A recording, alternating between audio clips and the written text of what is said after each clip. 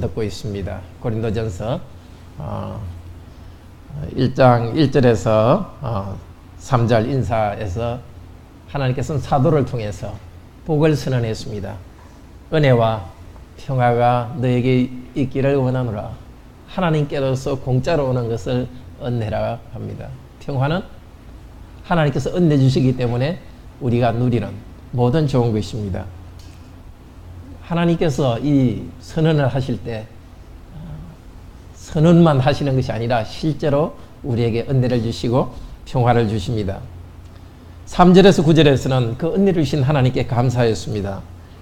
근데 고린도전서 쭉 뒤로 보면 알겠지만 고린도 교회는 문제가 참 많은 교회였습니다. 교인들끼리 돈 빌려줘서 못 받았다고 법원에 가서 서로 싸우기도 하고, 아직 믿은 지 얼마 안 돼서 그런지 남자들도 성적으로도 문제가 있었고, 특히나 사도 바울을 보고 당신은 제대로 자격 있는 사도냐 하고 대어들기도 했습니다. 근데 그런 사람들에 대해서 사도 바울은 내가 너희를 인하여 하나님께 감사한다. 너희들 때문에 하나님께 감사한다. 또 하나님께 감사한다고 말하고 있습니다. 왜냐하면 그 문제가 있지만은 예수 그리스도를 주님으로 고백하고 있기 때문에 하나님께서 그들 안에서 일하시는 증거가 있기 때문입니다. 자기들은 지혜가 많다고 하나님 말씀을 깨닫는 능력이 많다고 아주 교만하고 자랑하지만, 그래도 깨닫는 능력 그 자체는 하나님께서 주신 것이기 때문에 하나님께 감사합니다. 그래서 우리도 같은 성도에 대해서 예수 그리스도를 주님으로 고백한다는 사실 때문에 참으로 감사해야 된다는 말씀을 들었습니다. 우리 같은 가족도 마찬가지입니다. 여전히 부족함이 있지만은 예수 그리스도를 주로 고백하기 때문에 하나님께 감사합니다. 그리스도를 주로 고백한다는 것은 우리가 복음 전한 것에 대해서 하나님께서 거기에 대해서 반응을 해 사람들의 마음을 움직였기 때문에, 마음속에서 일하셨기 때문입니다. 사도 바울은 이미 성도들이 예수 그리스도를 주로 고백하고 있기 때문에 그리스도께서 오실 날까지 계속 굳게 성장시킬 것을 확신했습니다. 예수 그리스도를 진실로 고백하고 있는 자들은 그 안에서 하나님께서 일하시면서 계속해서 은사를 부으시고 예수 그리스도의 날까지 거룩하게 성장시킬 것입니다. 지금까지 하나님께서 그리스도의 이름을 부르고 믿게 하신 것을 감사하고, 하나님은 신실하기 때문에 더 온전히 이루실 것 때문에 감사했습니다. 오늘 읽은 말씀은 이제 고린도전서의 본 편지로, 본 내용으로 들어갑니다. 1장에서 4장까지는 고린도 교회 교인들의 분쟁 문제, 특별히 그 분쟁 문제의 바탕에는 교만, 자기 지식을 자랑하는 교만의 문제가 있었습니다. 그 문제에 대해서 사도 바울이 성령님께서 주시는 권면을 전달합니다. 다 같은 마음으로 성령님 안에서 하나 되고 함께 지어져 가다고 권면하고 있습니다. 우리들도 본성적으로는 자기를 자랑하기 때문에 그것 때문에 서로 간에 갈등도 있고 파벌이 생기는 경향이 있습니다. 이 말씀이 우리에게 우리 마음을 부드럽게 하셔서 하나님이 주신 하나됨으로 향해 나아가도록 은혜 주시기를 바랍니다. 첫째로 고린도 교회 교인들은 그리스도의 마음과 또 성령으로 하나 되어야 한다고 말씀하고 있습니다. 10절 사역으로 된 것 같이 읽겠습니다.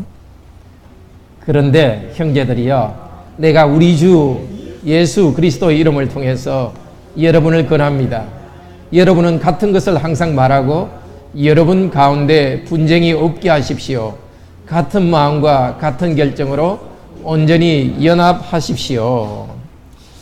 고린도 교회 파벌 문제를 이야기하는데 참으로 따뜻하게 시작합니다. 그런데 형제들이여, 또 11절에도 내 형제들이여, 그 따뜻한 사랑 가운데서 전달하고 있습니다. 그리고 여러분을 권합니다. 명령으로 이야기하는 것이 아니라 아주 권유하고 있습니다. 예수 그리스도, 주 예수 그리스도의 이름을 통해서 권하고 있습니다.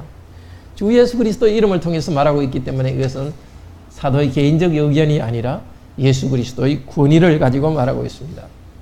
그렇지만 주 예수 그리스도는 권위 있는 분이지만은 은혜의 그리스도입니다. 예수님은 하나님이 사람이 되셔서 우리를 위해서 십자가에 못 박히셔서 고난받으셔서 우리 죄를 용서하신 분입니다. 부활하셔서 주님과 그리스도가 되셨습니다. 지금도 그리스도로서 왕으로서 다스리십니다. 그분은 주님 여호와이십니다. 그 권위가 많으신 하나님께서는 우리를 사랑하셔서 사람이 되시고 고난받으셨습니다. 이제 예수 그리스도의 은혜로 구원받은 천국 시민이 된 성도들은 이 사도를 통해서 흘러나오는 그리스도의 권위 있는 목소리와 동시에 은혜 넘치는 음성을 들어야 됩니다. 권한다, 이것은 원래 명사로 하면 보혜사하고 성령님을 보혜사라고 합니다. 성령님, 예수 그리스도의 은혜로 구원받은 성도들에게 성령님께서 지금 권하고 있습니다. 따뜻한 말로서 권하고 있습니다. 하나가 되라 하고 명령하는 것이 아니라 권하고 있습니다. 예수님께서는 하늘로 가시면서 부활하신 후에 하늘로 가시면서 보혜사 성령님을 주겠다고 말씀하셨고, 우리 가운데 지금 성령님이 함께 계십니다. 성령님 때문에 하나 될 수 있고, 성령님의 따뜻한 온유함 때문에 하나가 될 수 있습니다. 10절에 여러분은 같은 것을 항상 말하고 여러분 가운데 분쟁이 없게 하십시오. 같은 것을 말하고 하는 것은 같은 복음을 받았기 때문에 같은 복음을 고백하라는 것입니다. 그런데 12절에서 내가 말하는 것은 이것입니다. 여러분 각자가 말하기를 나는 바울파다. 그 말한다는 것과 같은 표현입니다. 나는 누구파다 이렇게 말하는데, 여러분은 누구파, 어느 사람과 친하다는 그 파가 아니라 예수 그리스도의 한 복음 안에서 같은 말을 하십시오. 그리스도의 파가 되십시오라고 말합니다. 성령님께 순종하는 표시로서 하는 말은 다 같은 말을 하는 것입니다. 한 곳 예수 그리스도에 속했기 때문입니다. 여러분 가운데 분쟁이 없게 하십시오. 분쟁은 이렇게 완전히 서로가 파벌이 나눠갖고 싸운다는 정도가 그 정도로 강한 것은 아니라 서로 이렇게 좀 금이 가고 파벌 정도입니다. 그러니까 서로 싸우는 정도는 아니고 서로 옳다고 주장하는 그런 정도입니다. 그러면 여러분에게 같은 말을 하시오 한 다음에 같은 마음과 같은 결정으로 온전히 연합하십시오 하고 권면하고 있습니다. 같은 마음이라는 것은 2장 16절에 내가 예수 그리스도의 마음을 가졌노라 하는 예수 그리스도의 마음입니다. 그리스도와 같은 마음, 사고방식, 생각을 가지라고 합니다. 그리스도와 하나 되었기 때문에 그리스도를 주로 고백하고 그리스도 안에서 하나 되라고 합니다. 이 같은 마음이 바로 고린도전서 1장에서 4장까지 계속하는 이야기입니다. 그리스도의 마음 아닌 사람 누구를 높이면서 사람을 중심으로 나누어지는 것이 아니라 그리스도를 고백함으로써 그리스도와 한 마음을 가지라고 합니다. 로마서 1장 28절에서는 우리 모두는 상실한 마음 가운데 있었다고 합니다. 이 상실한 마음이라는 것은 연단되지 않은 마음이라는 것입니다.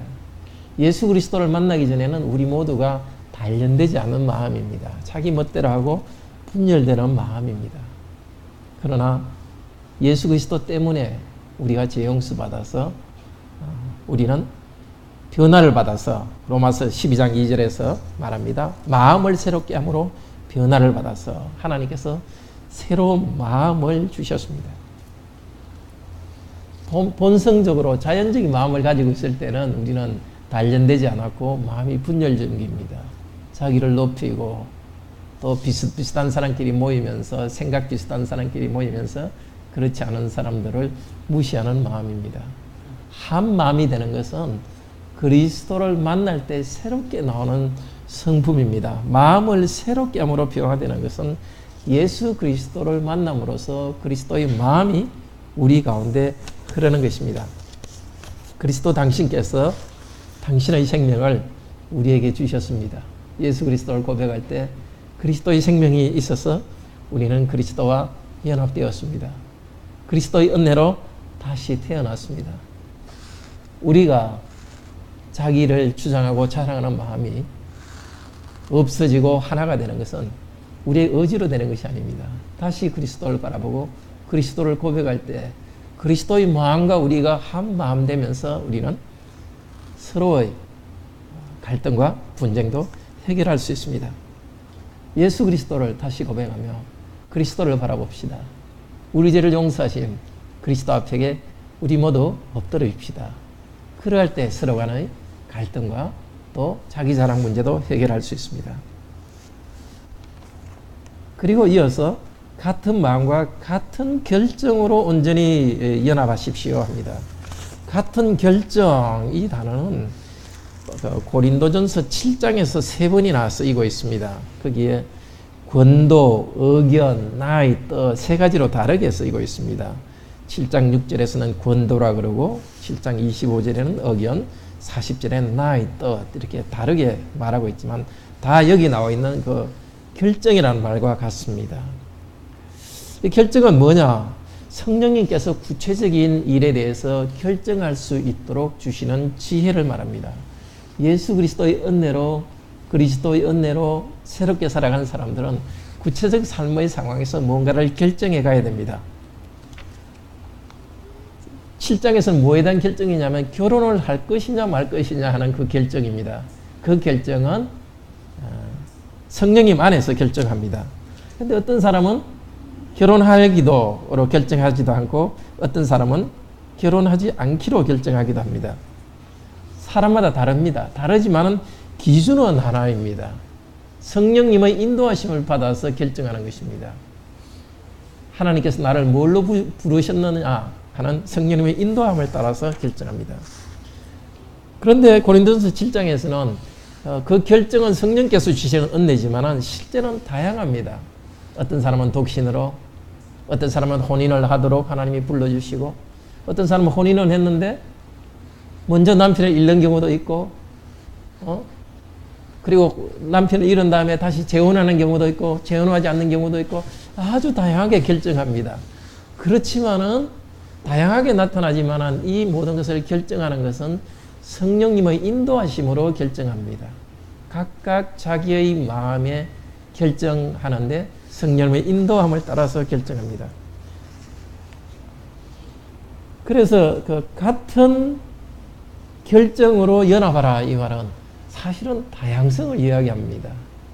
같은 성령님의 인도함을 받고 있지만은 실제적 결정에서는 다릅니다. 늦게 결혼하기도 하고 독신의 연상에 있는 사도 바울 같은 경우는 결혼하지 않기도 합니다. 그리스도 때문에 하나의 그리스도의 마음을 가진 성도들은 같은 성령님의 인도를 받아서 결정할 때 실제 행동은 많이 달라집니다. 은사가 뭐냐에 따라서 교회를 섬기는 것도 다릅니다. 어떤 사람은 목사가 되고 어떤 여기 말씀을 듣는 여러분들은 일반 성도로서 생업에서 종사하면서 또 교회를 섬깁니다. 또 선교사님들은 두 분은 또 선교사로서 섬깁니다. 그 결정은 다 다르게 했습니다. 그렇지만은 같은 성령님의 인도함을 받아서 결정하는 것입니다. 처음 편지를 시작하면서 사도 바울은 같은 그리스도를 믿고 같은 성령님 안에서 온전히 연합하라. 그 온전히 하나 되면 오히려 다양성 속에 하나 되는 것입니다.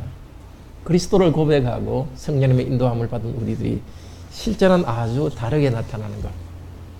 그것을 사실은 하나됨이라고 말하고 있습니다. 우리는 각자 다른 다양한 은사를 하나님께서 주셨습니다.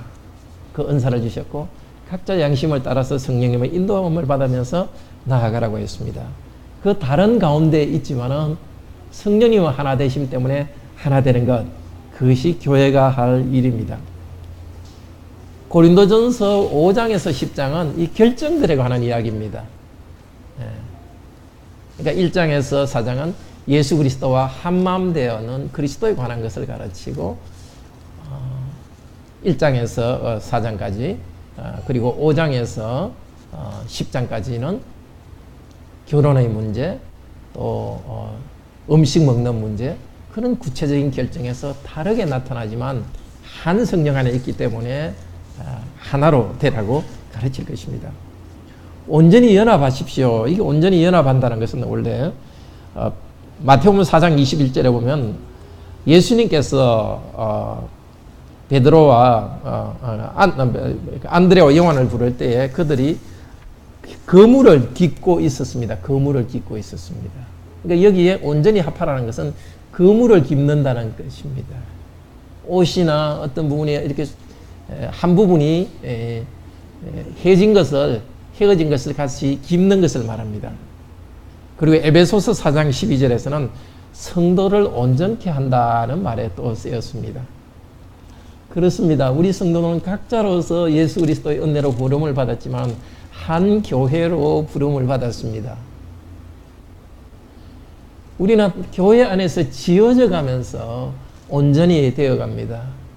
주께서 우리를 거룩하게 해갈 때 상처 있고 망가진 우리들을 교회 안에서 키워지게 하십니다. 교회 밖을 떠나서 혼자서 자기가 수련을 많이 하고 혼자서 많이 기도하고 해서 주님의 거룩한 몸으로 자랄 수가 없습니다. 우리는 큰 몸의 한 부분입니다. 그 몸 안에서 의견 취향도 다르고 또 부르심도 다르지만 그 몸 안에서 같은 그리스도를 고백하고 같은 성령님의 인도를 받고 있을 때에 우리 개인도 온전하게 되고 또 큰 몸인 교회도 온전하게 되는 것입니다. 사도 바울이 오늘 우리에게 구원하는 것이 바로 이것입니다. 서로를 다양하게 하신 하나님의 그 뜻은 다양한 가운데 하나 되도록 인도하시는 것입니다. 정말 다양함을 한편으로는 축하할 수 있기를 바랍니다. 한 분 그리스도를 믿고 한 성령님을 믿는데 너무나 다르게 하나님께서 만들어 주셨습니다. 그 다양한 지체를 통하여서 한 교회를 만들고 세계 교회도 하나로 되어 만들어가고 있습니다. 우리는 본성적으로 분열적인 마음이 있습니다. 그리스도께 가까이 가는 만큼 우리는 분열적인 마음을 넘어서 하나가 됩니다. 그리스도께 더 가까이 가서 성령님께 더 가까이 가서 관계에서도 하나 되는 우리들이 되기를 바랍니다. 그럼 두 번째로 조금 간단하게 고린도 교회의 분쟁의 이유가 무엇이었는지 이 본문에서 보여주고 있습니다. 11절 같이 읽겠습니다. 왜냐하면 내 형제들이여 글로웨의 집 사람에 의해 여러분에 관한 것이 드러나는데 여러분 가운데 분쟁이 있다는 것입니다. 글로웨라는 사람은 상당히 큰 상업을 하는 사람 같습니다. 아마 고린도에서 이사 와가지고 로마 시민으로서 큰 사업을 하는 사람인데 지금 바울은 지금 에베소에 있습니다. 에베소에 글로웨의 가문의 사람들이 이렇게 사업을 하다가 지금 에베소에 와서 고린도 교회에 분쟁이 있다는 이야기를 전해 주었습니다. 분쟁의 내용은 12절입니다. 같이 읽읍시다. 그런데 내가 말하는 것은 이것입니다. 여러분 각자가 말하기를 나는 바울파, 그러나 나는 아폴로파, 그러나 나는 게바파, 그러나 나는 그리스도파. 자, 이게 이 교회의 문제였습니다. 아폴로는 바울을 이어서 고린도 교회를 목회했던 사람입니다. 고린도전서 곳곳에서 사도 바울은 나는 씨를 뿌렸고 아폴로는 물을 주었고 굉장히 아주 동력 관계에서 아주 아름답게 동력을 합니다. 두 사람은 하나 되어 있습니다. 게바는 베드로입니다. 아주 조화롭게 사역을 잘 하고 있습니다. 근데 교인들이 그냥 고린도 교회가 그렇게 크지도 않습니다. 100명 이하였지 않을까 싶은데요. 교인들이 그냥 자기 스스로가 나는 바울 사람이다. 나는 게바 사람이다. 나는 아볼로 사람이다 하고 스스로 그렇게 말하고 있습니다. 도대체 왜 그렇게 됐느냐? 고린도 교회는 아주 철학의 도시였기 때문에 지식과 지혜에 대해서 아주 익숙한 말하자면 여행하는 철학자들이 지혜의 철학적인 것을 많이 가르치고 또 웅변 수사학도 가르치고 그걸 잘 배우던 사람들입니다. 근데 복음을 전해드렸는데 계속해서 예수 그리스도의 십자가의 복음도 조금 더 철학적으로 이렇게 체계적으로 좀 해줬으면, 또 복음을 전할 때도 훨씬 더 그 달콤하게 웅변하듯이 그렇게 아주 그 달변으로 해줬으면, 그런 마음들이 아주 많았습니다. 근데 아폴로는 알렉산드리아 출신으로서 그런 교육을 잘 받은 사람입니다. 아마도 교인들은 이제 바울이 간 다음에 우리는 아폴로처럼 이렇게 좀 철학적으로 잘 체계적으로 가르치는 분이 참 좋다 하면서 아폴로가 좋다 이렇게 하니까 다른 사람이 아니다, 사도 바울처럼 단순하게 가르치는 사람이 좋다. 그리고 그 베드로가 여기 온 적은 없지만 베드로처럼 이런 분이 좋다. 결국은 바울과 베드로가 아폴로가 싸운 것이 아니라 교인들이 자기가 어느 선생이 좋은지를 판단할 수 있는 능력이 있다는 걸 자랑하기 위해 가지고 이것이 생긴 겁니다. 어느 선생이 좋은지를 자기는 판단할 수 있는 지혜가 있다는 걸 자랑하기 위해 가지고, 그 자랑 때문에 바울파, 아폴로파, 게바파가 생기니까 나중에 나온 게 그리스도파는 뭐겠습니까? 당신들은 바울파, 아폴로파, 게바파 하는데 나는 무게파다. 나는 당신들처럼 파에 속하지 않는다. 이러면서도 또 나는 어느 당파에도 속하지 않고 참 훌륭한 사람이다 하면서 또 그리스도파가 또 생긴 거예요.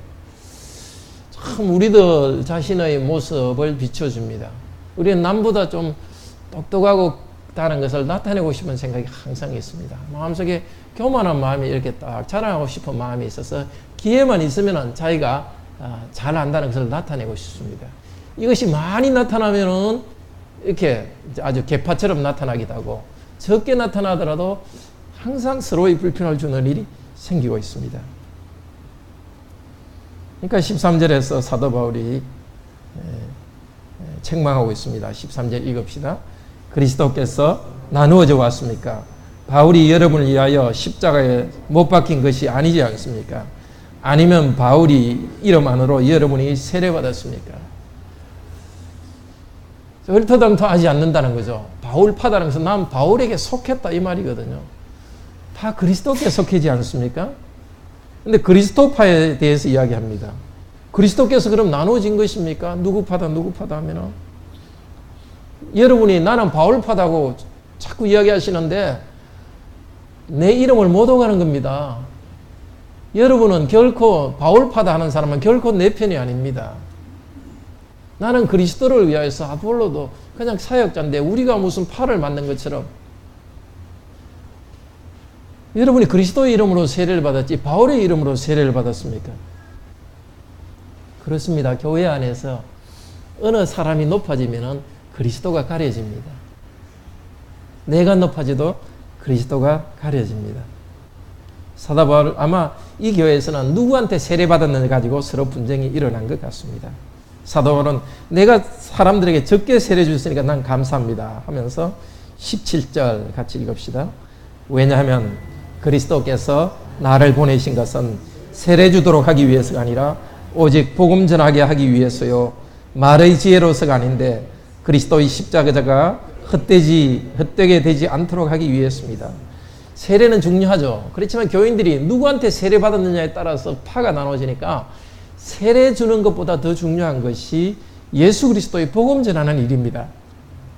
그리고 그리스도의 복음은 말의 지혜로 사는 것이 아닙니다. 여러분 고린도 교인들은 누가 말 잘하고 또 누가 체계적으로 설명하는지 그것을 자랑하는데 그게 아닙니다. 우리가 받은 지혜는 사람의 지혜가 아니라 그리스도의 십자가입니다. 그리스도의 십자가가 참 지혜입니다. 파벌과 분쟁의 저 밑쪽에는 자기 지혜를 자랑하는 것이 있고 그 밑쪽에는 교만이 있습니다. 그것에 대한 유일한 해결책은 예수 그리스도의 십자가입니다.